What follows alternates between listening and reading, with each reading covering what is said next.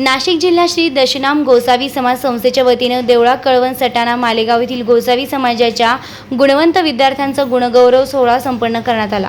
यावेळी कार्यक्रमाचे उद्घाटन माननीय श्री केदारनाथ आहेर यांनी केलं। यावेळी प्रमुख पाहुणे माननीय श्री हितेंद्र बापू आहेर, कर्मवीर रामरावजी आहेर, कॉलेज देवळा माननीय अनिकेत भारती, अप्पर पोलीस अधिकारी मालेगाव अनुप गोसावी, अध्यक्ष दशनाम गोसावी समाज संस्था नाशिक, दत्तात्रय गोसावी सरचिटणीस, यशवंतजी गोसावी शिवव्याख्याते इतर प्रमुख पाहुणे उपस्थित होते। यावेळी गोसावी समाजातील ज्येष्ठ तरुण कार्यकर्ते या गुणगौरव सोहळ्यासाठी मोठ्या संख्येने उपस्थित होते। 5वी ते 12वी पर्यंतच्या गुणवंत विद्यार्थ्यांना या व्यासपीठावर वेगवेगळ्या प्रकारचं बक्षीस देऊन त्यांना गौरविण्यात आलं। 5वी ते 9वी पर्यंतच्या विद्यार्थ्यांना स्कूल बॅग देऊन त्यांचा उत्साह वाढवला, तर इयत्ता 10वी व 12वीच्या विद्यार्थ्यांना सायकल व लॅपटॉप देऊन गौरविण्यात आलं।